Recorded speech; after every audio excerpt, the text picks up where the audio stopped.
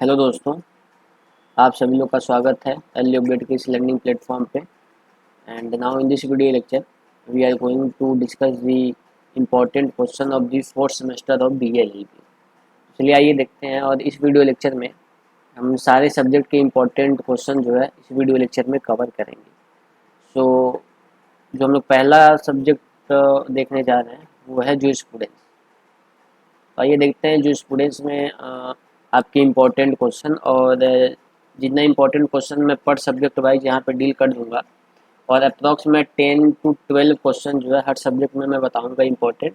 और अगर आप लोग उतना कर ले जाते हो तो ये 100% श्योर है कि आपके जो है 7 से 8 क्वेश्चन जो है आप अपने सेमेस्टर एग्जाम में देखोगे हमारे इस 10-12 क्वेश्चन से। ठीक है। सो अब मैटर नहीं करता कि आप लोगों ने कितना पहले पढ़ा है या कितना पहले नहीं पढ़ा है। ठीक है। अब मैटर करता है कि अब आप लोग जो है इस समय से कितना पढ़ते हो, जो मैं अभी इम्पोर्टेंट बता रहा हूँ।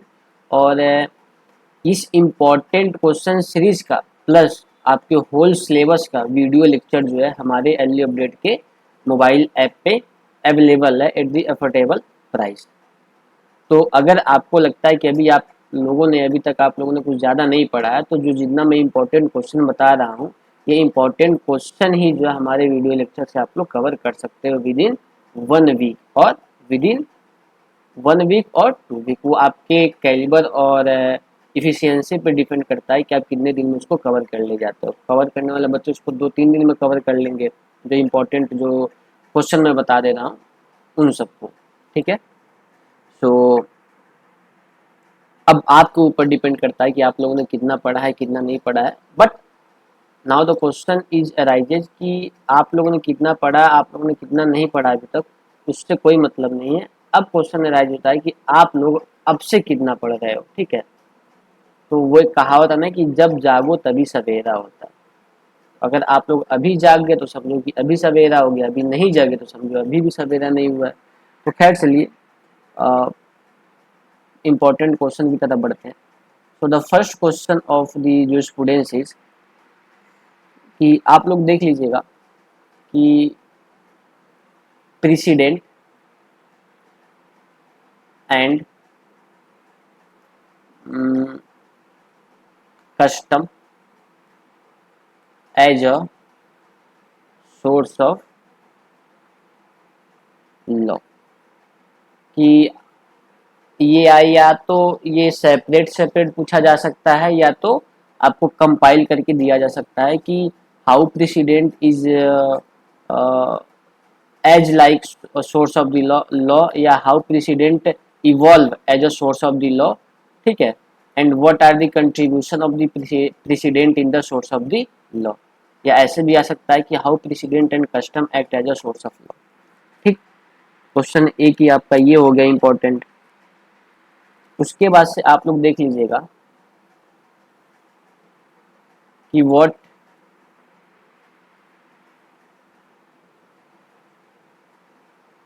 आर दी 5 थ्योरीज ऑफ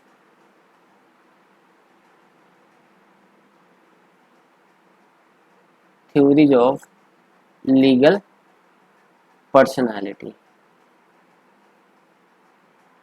ये आप लोग कवर कर लीजिएगा। Question third, Hohfeld classification, Hohfeld classification, ठीक है, of right, duty, liability, disability. ये सारी चीज़ें जो है आप हॉफिल्ड जो क्लासीफाई किए थे, और जो हॉफिल्ड ने अपना एक डायग्राम भी बनाया था, और उस डायग्राम के थ्रू बताया था कि how right and duty are connected with each other, how power and liability are interconnected with each other. ये सारी चीज़ें हम लोगों ने अपने एल अपडेट के मोबाइल ऐप पे कवर किया है, तो आप लोग वहाँ से भी देख सकते हो। ठीक। और question number fourth is that कि what you understand by by possession, differentiate it with ownership।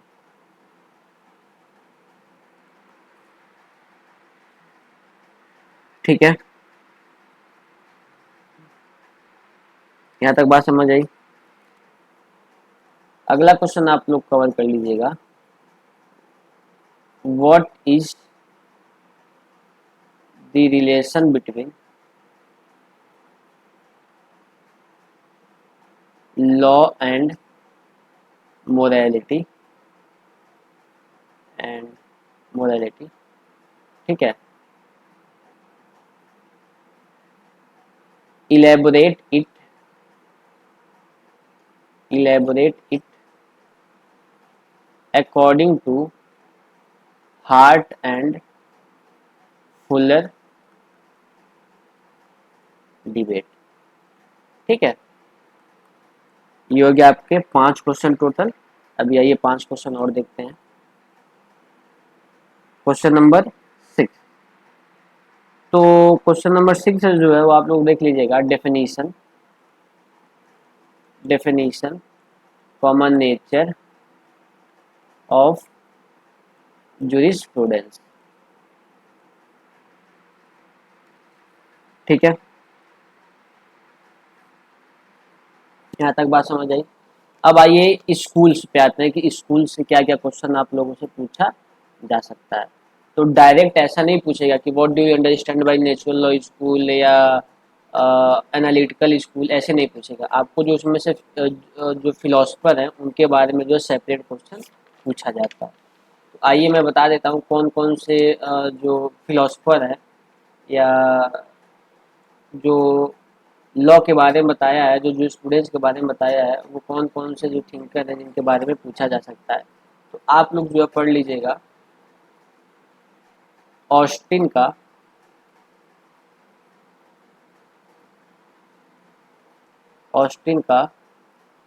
आ, आप लोग जो ऑस्टिन का पढ़ लीजिएगा, सॉवरेन थ्योरी, कि ऑस्टिन जो है सॉवरेन के बारे में क्या बताते थे या लॉ के बारे में क्या बताते थे। ठीक है, आई बात समझ में आता। या इसको क्वेश्चन को ऐसे भी घुमा के पूछा जा सकता है कि analyse the Austin law of Austen's law of, spelling देख लेना यार आप लोग। ठीक है, चलो मैं ही सही कर देता हूँ, क्योंकि ये यूट्यूब पे भी पढ़ेगा तो आप लोग कहोगे कि आपकी राइटिंग अच्छी नहीं है। लाओ मैं कर, analyse the Austen's law of Austen's theory of law.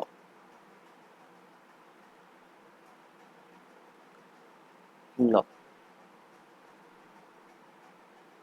ठीक है, इन्होंने कौन सा थ्योरी दिया था, इम्पेरेटिव थ्योरी ऑफ लॉ दिया था। ऐसे भी क्वेश्चन आपको पूछा जा सकता है ऑस्टिन के बारे में। ठीक है, आई बात समझ में आता। उसके बाद से आप लोग पढ़ लीजिएगा केल्सन का, Kelsen pure theory of law, Kelsen pure theory of law. ठीक है, आई बात समझ में, यहाँ तक कोई दिक्कत तो नहीं। केल्सन के बारे में हो गया। उसके बाद से जो इम्पोर्टेंट फिलोसफर आते हैं, आप जो है सेविनी, क्वेश्चन नंबर 9, सेविनी और हेनरी मैन, हेनरी मैन के बारे में पढ़ लीजिएगा लोग। ठीक है, हेनरी मैन जो उन्होंने स्टेजेस ऑफ द लॉ दिया था, how the law is developed. ठीक है, इसके बारे में आप लोग पढ़ लीजिएगा। ठीक, यहाँ तक कोई दिक्कत तो नहीं। उसके बाद सेवेनिन लॉ के बारे में क्या बताया था उसको थोड़ा बहुत देख लीजिएगा आप लोग, शॉर्ट नोट्स में आ सकता है। और जो हेनरी मैन ने एक सबसे बढ़िया थ्योरी दिया था, status to contract, status to contract, इसको भी हमने पढ़ाया था, इसके बारे में आप लोग पढ़ लीजिएगा। ठीक है। उसके बाद से जो स्टूडेंट्स में सोशियोलॉजिकल स्कूल में जो है आप लोग देख लीजिएगा, social engineering theory of Roscoe pound.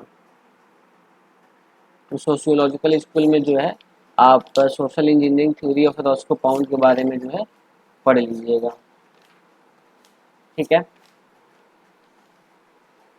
आई बात समझ में? ठीक। और एक क्वेश्चन और आप लोग जो पढ़ लीजिएगा तो आप लोग और सेफर जोन में आ जाओगे। थ्योरी ऑफ जस्टिस, जैसे यूटिलिटेरियन थ्योरी हो गया, या थेमेस्कस थ्योरी एक था वो हो गया। ठीक है, तो थ्योरी ऑफ जस्टिस के बारे में आप लोग पढ़ लीजिएगा कि प्लेटो के अकॉर्डिंग जस्टिस का मतलब क्या होता है, तो ड्यूटी से वो रिलेट किए थे। अरिस्टोटल का मतलब, अरिस्टोटल के अकॉर्डिंग जस्टिस का क्या मतलब होता है, तो इन सब सारी चीज़ के बारे में जो है हमने पढ़ाया भी है, ये कर लीजिएगा। ठीक। तो ये हो गया आपका जूरिस्प्रूडेंस। अब आइए कॉन्स्टिट्यूशन के बारे में देख लेते हैं। कॉन्स्टिट्यूशन, तो पहला क्वेश्चन है दोस्तों, और पहला क्वेश्चन आप लोग जो है आर्टिकल 14 के बारे में पढ़ लीजिएगा। ठीक है, आर्टिकल 14, और आप लोग पढ़ लीजिएगा दूसरा आर्टिकल 30। ठीक है, यहाँ तक बात समझ आई? आर्टिकल 14 और आर्टिकल 30, दो क्वेश्चन आपके यहाँ से बन जाएंगे। उसके बाद से जो है आप लोग पढ़ लीजिएगा आर्टिकल 19, तीसरा क्वेश्चन आर्टिकल, मैंने आर्टिकल वाइज करके पढ़ाया भी है, आर्टिकल 19। ठीक। उसके बाद से जो है आप लोग पढ़ लीजिएगा आर्टिकल 20 एंड 22। आर्टिकल 20 किसके बारे में बात करता है और आर्टिकल 22 किसके बारे में बात करता है? तो article 22 talks about arrested person, and article 20 talks about arrested person, जो कि तीन राइट के बारे में बात करता है। एक्स पोस्ट फैक्टो लॉ, उसके बाद से डबल जियोपार्डी, उसके बाद से सेल्फ इंक्रिमिनेशन। और आर्टिकल 22 जो है आपके बात करता है कि right to know the ground of the arrest, talks about the right of the arrest, right of the person, right of the person in a detention। तो ये बात करता है कि किस ग्राउंड पे आपने अरेस्ट किया, उसके राइट, उसके बारे में बात करता है। और कि अगर मान लीजिए हम पुलिस ऑफिसर, हम आपको अरेस्ट करने आ रहे हैं, तो आपके पास ये राइट है कि आप पूछ सकते हो कि आप किस ग्राउंड पे हमें अरेस्ट करने आ रहे हो। ठीक, सपोज पुलिस ऑफिसर ने ग्राउंड बता दिया, उसके बाद से ग्राउंड बताने के बाद से जो जब हमें वो अरेस्ट करेगा, तो फिर हमारे पास एक और राइट है कि हम अपने अ, मन मुताबिक या on my own choice I can appoint my own advocate. हम अपने वकील को अपॉइंट कर सकते हैं अपने अनुसार, जो हमको पसंद आए। ठीक। और उसके बाद से जो है ये हमारा राइट है कि हमको जो है मजिस्ट्रेट के पास विद इन 24 आवर्स प्रोड्यूस किया जाए। और आर्टिकल 22 जो है ये प्रिवेंटिव डिटेंशन के बारे में भी बात करता है कि प्रिवेंटिव डिटेंशन में जो है कुछ राइट आपके कर्टेल हो जाते हैं, जैसे कि right to produce before the magistrate within 24 hours, ये जो है ये राइट आपका कर्टेल कर लिया जाता है आर्टिकल जब आपका अरेस्ट प्रिवेंटिव डिटेंशन एक्ट के तहत होता है। तो आर्टिकल 20 और 22 को पढ़ लीजिएगा, इसका कंबाइन करके आपको क्वेश्चन पूछा जा सकता है। ठीक। उसके बाद से आप लोग पढ़ लीजिएगा आर्टिकल 21, एक जनरलाइज आंसर तैयार कर लीजिएगा। ठीक है, question number 6 will be article 25। Article 25 ऐसे पूछा जा सकता है कि what do you mean by the religion, and what are the essential religious practices, ठीक है, या what do you understand by essential religious practices, ठीक है। तो ये आर्टिकल 25 में आपका आ जाएगा। उसके बाद से आप लोग सीधा आ जाइएगा आर्टिकल नंबर 30। इसमें ऐसे क्वेश्चन पूछा जाएगा कि who is known as minority and what are the rights guaranteed in our constitution to the minorities, ठीक, आप लोग लिख लीजिएगा। हो गया बात यहाँ तक। उसके बाद से आप लोग जो है पढ़ लीजिएगा क्वेश्चन नंबर 8 कि what are the relation between fundamental right and DPS. तो हमने सारा बताया था कि पहले क्या था कि ये बोला गया था कि डीपीएसपी जो है प्रिवेल करेगा किसके ऊपर, फंडामेंटल राइट जो प्रिवेल करेगा डीपीएसपी के ऊपर। फिर बताया गया नहीं, ये डीपीएसपी फंडामेंटल राइट के ऊपर प्रिवेल करेगा। फिर लास्ट में बोला गया मिनर्वा मिल्स के केस में कि नहीं, न फंडामेंटल राइट डीपीएसपी पे प्रिवेल करेगा, न डीपीएसपी फंडामेंटल राइट पे प्रिवेल करेगा। दोनों में क्या रहेगा, एक हारमोनियस कंस्ट्रक्शन रहेगा। तो ये सारी चीज़ें हमने बताया था कि कैसे जो है फंडामेंटल राइट और डीपीएसपी को सेम फुटिंग पे लाया गया और बोला गया कि हारमोनियस कंस्ट्रक्शन रहेगा। इसके पीछे भी बहुत कहानी है। इसके पीछे 42nd अमेंडमेंट है, इसके पीछे चंपकम दोराई राजन का केस है, इसके पीछे केशवानंद भारती का केस है, ठीक है। तो ये सब सारी चीज़ें हम लोगों ने डिस्कस किया था, ठीक है। आई बात समझ में? चलिए, ये हो गया आपका क्वेश्चन नंबर 8, ठीक। यहाँ तो कोई दिक्कत तो नहीं। तो अगर आप इतना क्वेश्चन तैयार कर लोगे तो यहाँ से आपके जो है 5 क्वेश्चन आराम से बन जाएंगे, ठीक है। मिनिमम मतलब 5 क्वेश्चन तो आराम से बन जाएंगे। और इसमें से और एक आध क्वेश्चन अगर आप लोग को तैयार करना होगा तो आप लोग कर लीजिएगा। फंडामेंटल ड्यूटी के बारे में आप लोग पढ़ लीजिएगा, क्वेश्चन नंबर 9 फंडामेंटल ड्यूटी के बारे में पढ़ लीजिएगा, ठीक है। बस इससे ज़्यादा आप लोग मत पढ़िएगा। ये भी हो गया आप लोग का कॉन्स्टिट्यूशन का। अब आइए हम बात करते हैं फैमिली लॉ का। फैमिली लॉ, तो फैमिली लॉ में दोस्तों जो पहला क्वेश्चन रहेगा वो रहेगा कि what do you understand by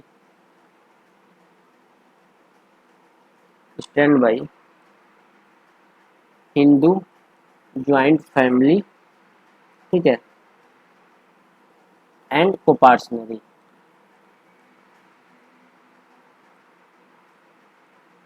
ठीक है, इसमें आपको नेचर, कैरेक्टर और फीचर लिखना पड़ेगा हिंदू ज्वाइंट फैमिली और कोपार्सनरी का, और डिफ्रेंसिएशन भी आपको बताना पड़ेगा। उसके बाद से क्वेश्चन नंबर 2 विल बी कि what are the power comma function of कर्ता। ये आप लोग देख लीजिएगा। उसके बाद से आप लोग जो है पढ़ लीजिएगा पार्टीशन के बारे में, meaning and features of partition. उसके बाद से which can be which can be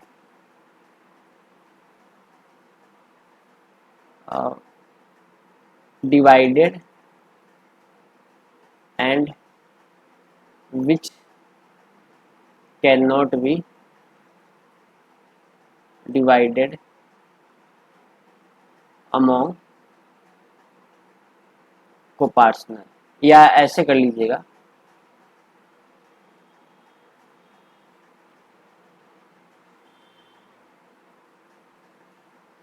कि meaning and feature of partition. उसके बाद से और टेल क्वेश्चन आप लोग लगा लीजिएगा कि हु कैन क्लेम या डिमांड पार्टी।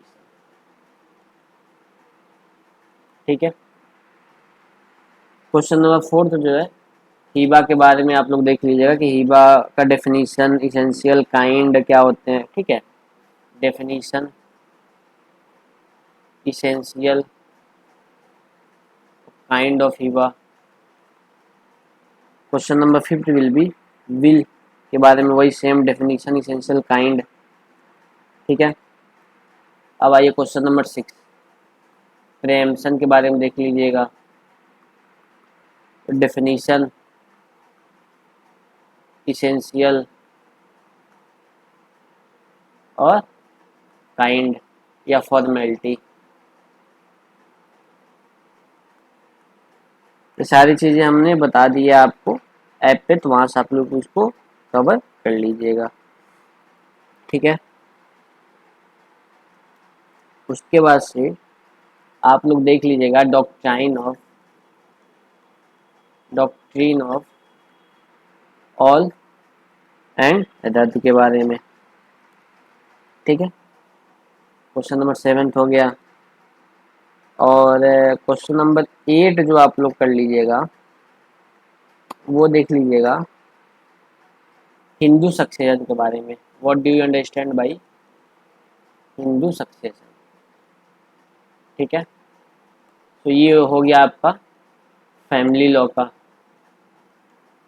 तो हम लोगों ने क्या क्या कवर कर लिया, जूरिस्प्रूडेंस, कॉन्स्टिट्यूशन, फैमिली लॉ।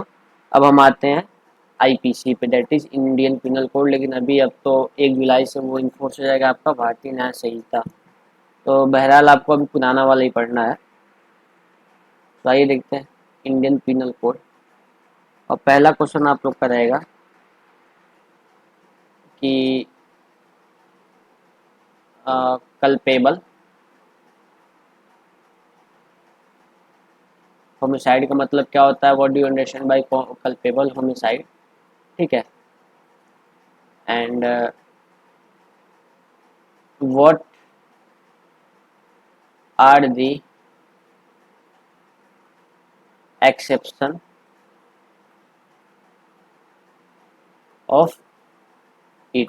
ठीक है, कि ऐसे पूछा जाएगा कि what do you understand by the culpable homicide and what are the exception of the culpable homicide amounting to. Culpable homicide तो एक होता है अमाउंटिंग टू मर्डर, एक होता है नॉन अमाउंटिंग टू मर्डर। ठीक है, तो अगर लिखा है कहीं पे कल्पेबल होमिसाइड तो आप लोग समझिए क्या कि वो मर्डर के बारे में ही बात करता है।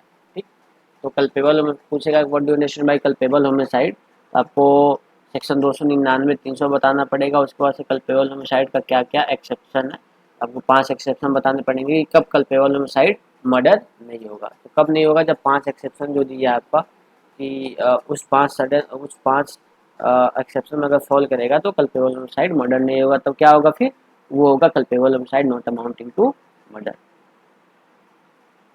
ठीक है, सेकेंड क्वेश्चन जो है आप लोग देख लीजिएगा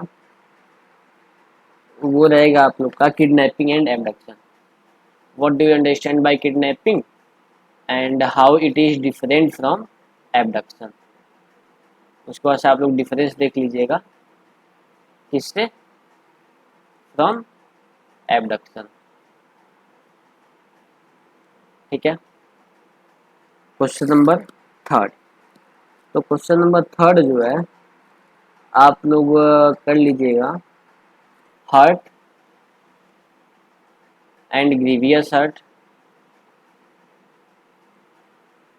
comma wrongful restraint and wrongful confinement. मतलब ये दोनों मिलाकर के 7 नंबर में पूछा जा सकता है और ये दोनों मिलाकर के 7 नंबर में। ठीक है, आई बात समझ में।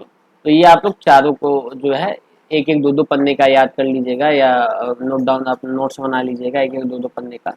और ये लॉन्ग में नहीं आएगा, एक सिंगल लॉन्ग में नहीं आएगा। या तो हर्ट 7 नंबर में दे देगा, ग्रीवियस हर्ट 7 नंबर में दे देगा, या तो ग्रीवियस हर्ट या रॉन्गफुल रिस्ट्रेन या रॉन्गफुल कन्फाइनमेंट, मतलब कॉम्बिनेशन में देगा, एज सेपरेट नहीं देगा। तो आप लोग चारों टॉपिक को आप लोग याद कर लीजिएगा अच्छे से। ठीक, now question number 4 will be what do you understand by understand by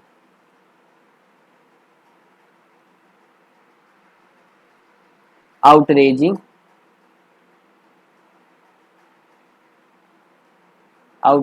the modesty of women।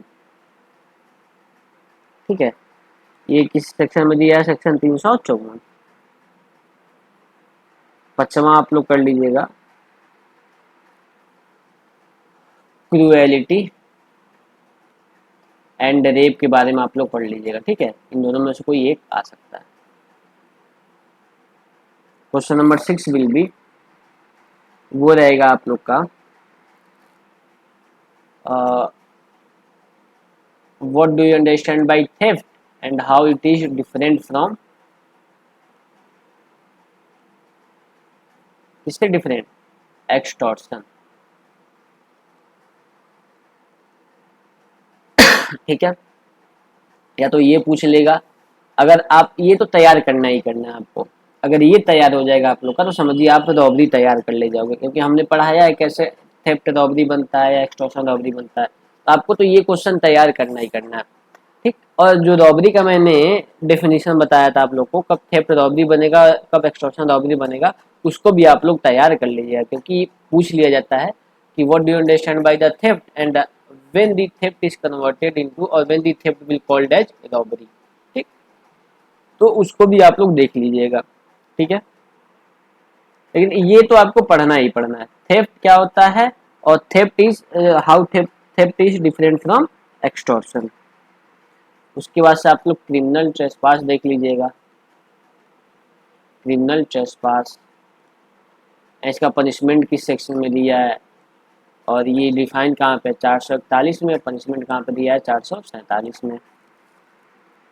ठीक है, उसके बाद से आप लोग देख लीजिएगा मिसचीफ के बारे में, मिसचीफ क्या होता है, और आप लोग जो है देख लीजिएगा चीटिंग के बारे में, मिसचीफ और चीटिंग।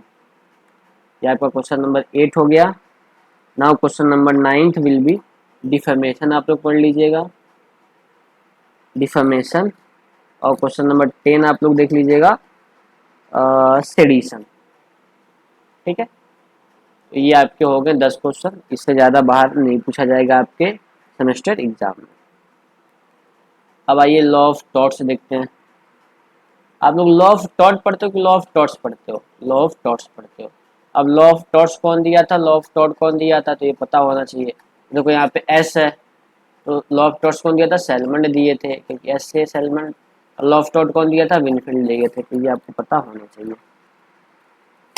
आप लोग जो है पहला क्वेश्चन देख लीजिएगा कि डेमनम साइन इंजुरिया और इंजुरिया साइन डेमनम।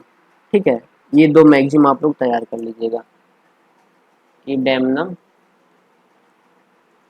साइन इंजुरिया एंड इंजुरिया साइनम या साइन,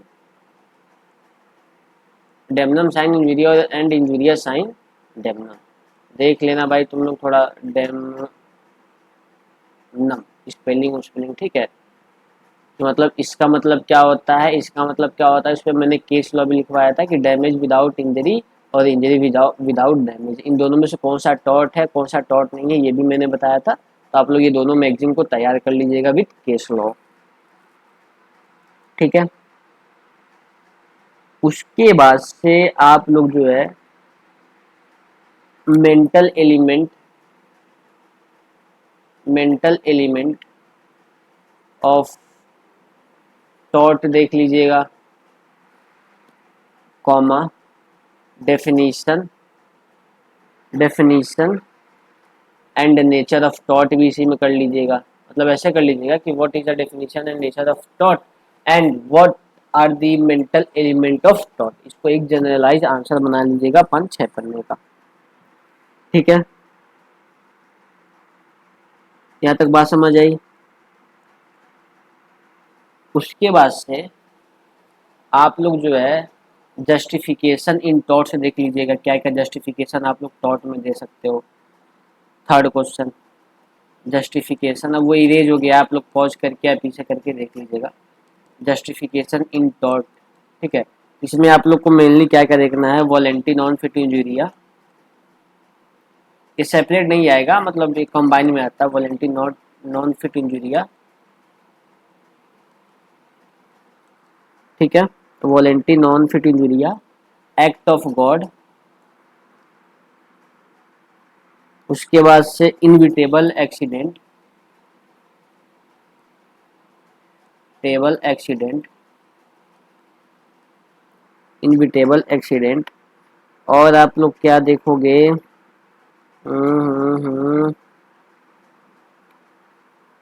ठीक है, इतना इतना आप लोग कर लोगे तो मोर देन सफिशियंट हो जाएगा। ठीक है, तीन एक अगर और करना रहेगा तो आप लोग जो है प्राइवेट डिफेंस को आप लोग इसमें जो है जस्टिफिकेशन में डाल सकते हो। इतना चार मोर देन सफिशियंट है, प्राइवेट डिफेंस। ये हो गया क्वेश्चन नंबर थर्ड।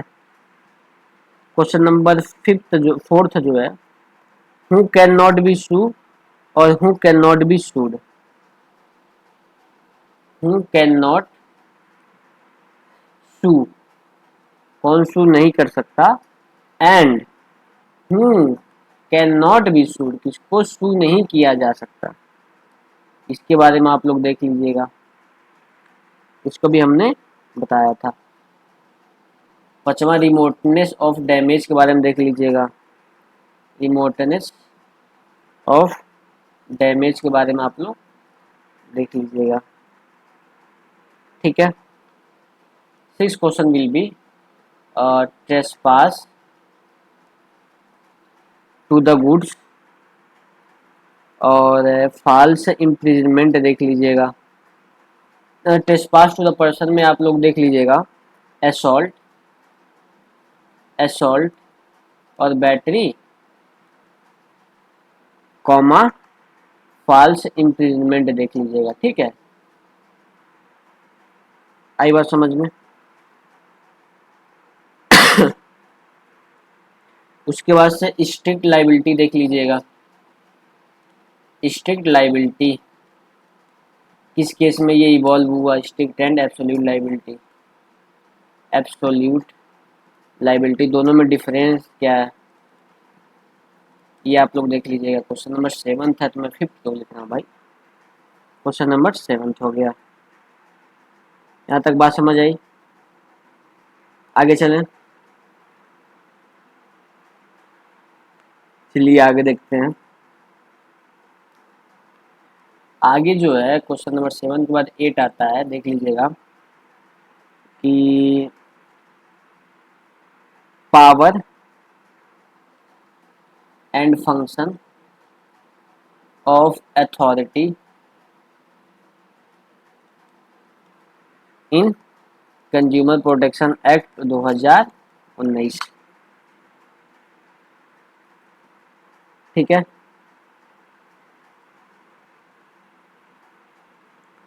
ये हो गया आपका क्वेश्चन नंबर एट। अब आप लोग एक क्वेश्चन और देख लीजिएगा, वो है डिफर्मेशन, डिफेमेशन। ये क्वेश्चन 9 क्वेश्चन जो आप लोग कर लीजिएगा आराम से, आपका 7-8 क्वेश्चन मिल जाएगा। नाउ जो अब आपका आता है last subject, that is psychology.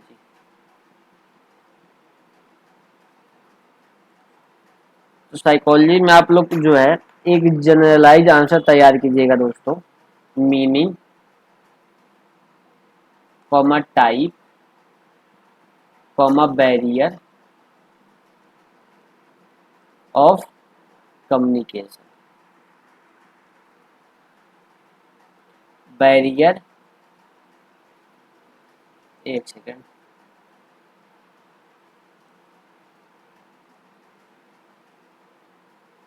Comma channels of communication.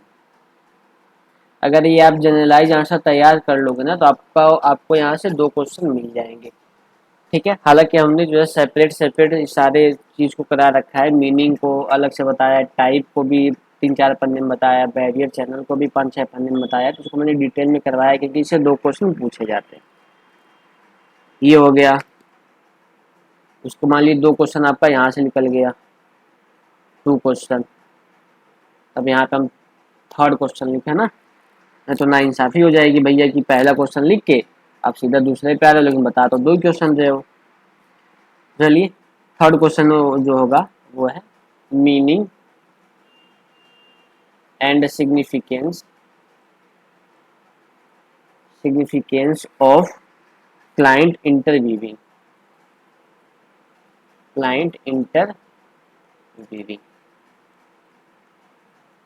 ठीक है। Question number fifth will be what do you understand, what type of question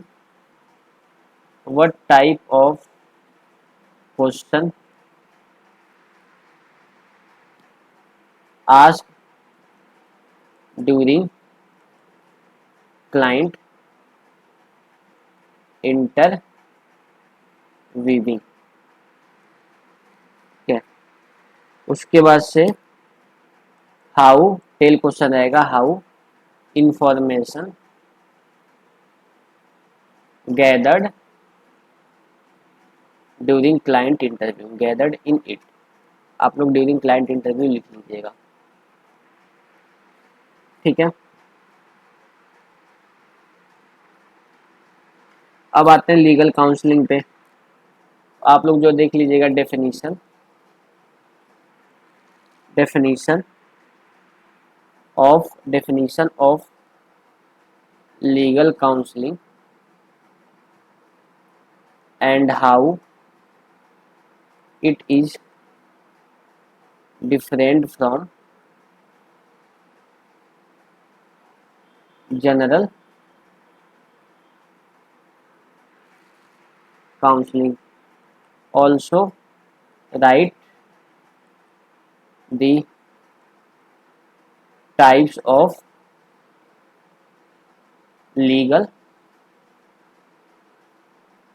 counseling। ये हो गया क्वेश्चन नंबर 5। अब आते हैं question number 6, that is what are the approaches of legal counselling, ठीक है। क्वेश्चन नंबर 7, लीगल रीजनिंग का आप लोग जो डेफिनेशन कंपोनेंट जो है ये आप लोग तैयार कर लीजिएगा, ठीक है। What is the definition and component of legal reasoning. उसके बाद से Levi's and Bodenheimer model of legal reasoning देख लीजिएगा, Levi's and Bodenheimer model of legal reasoning। And the last question will be what do you understand by mooting and how it is different from legal reasoning। इतना question कर लोगे दोस्तों तो यहाँ से भी आप लोग 7-8 क्वेश्चन जो है कर ले जाओगे। तो ये रहा आप लोग का इंपॉर्टेंट क्वेश्चन। सो आज के लिए बस इतना ही। Thank you so much and have a nice day. मिलते हैं अगले वीडियो लेक्चर में। Thank you so much, take care of yourself.